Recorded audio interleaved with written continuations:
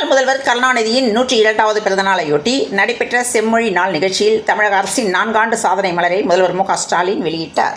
சென்னையின் 2வது புதிய விமான நிலையம் காஞ்சிபுரம் மாவட்டம் பரந்தூர் பகுதியில் அமைக்கப்பட உள்ளது. இந்த திட்டத்திற்கான நிலம் கையகப்படுத்தும் பணிகள் தொடங்கி முழுவீச்சில் நடைபெற்று வருகிறது. பரந்தூர் மற்றும் அதன் சுற்றியுள்ள 13 கிராமங்களிலிருந்து மொத்தமாக 5746 ஏக்கர் நிலம் கையகப்படுத்தப்பட உள்ளது. பரந்தூர் விமான நிலையம் குறித்து முதலமைச்சர் மு க ஸ்டாலின் இன்று ஆலோசனை மேற்கொள்ள உள்ளார். முதல் முறையாக IPL கோப்பை வென்ற பெங்களூரு அணிக்கு முதல்வர் ஸ்டாலின் வாழ்த்து தெரிவித்துள்ளார்.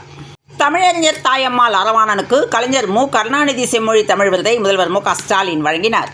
தமிழக முன்னாள் முதல்வரும் திமுக தலைவருமான மறைந்த கலைஞரின் 102வது பிறந்தநாள் விழா தமிழகம் முழுவதும் நேற்று விமர்சையாக கொண்டாடப்பட்டது. இதன் ஒரு பகுதியாக கடலூர் மாவட்டத்தில் நகரம், கிராமம் என பல்வேறு இடங்களில் கொண்டாடப்பட்டது. கமல்ஹாசன் கன்னட மொழி குறித்து கூறியது சர்ச்சையான நிலையில், கமல்ஹாசன் சொன்னது அரசியல் கூற்று அல்ல என்றும் திராவிட ஒற்றுமையை காக்க வேண்டும் எனவும் சித்தராமையாவுக்கு ரவிக்குமார் MP வேண்டுகோள் விடுத்துள்ளார். அண்ணா பல்கலைக்கழகம் மாணவி வழக்கு உட்பட எந்த வழக்குகளிலும் அரசு தலையீடு இல்லை என DGP சங்கர் ஜிவால் தெரிவித்துள்ளார்.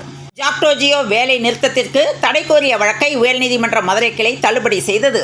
முன்னாள் முதல்வர் கருணாநிதியின் 102வது பிறந்த தினத்தை முன்னிட்டு கோபாலபுரம், அறிவாலயம் நினைவிடம் உள்ளிட்ட இடங்களில் அவரது உருவப்படத்துக்கு முதல்வர் மு க ஸ்டாலின், அமைச்சர்கள், திமுக நிர்வாகிகள் உள்ளிட்டோர் மலர் தூவி மரியாதை செலுத்தினர்.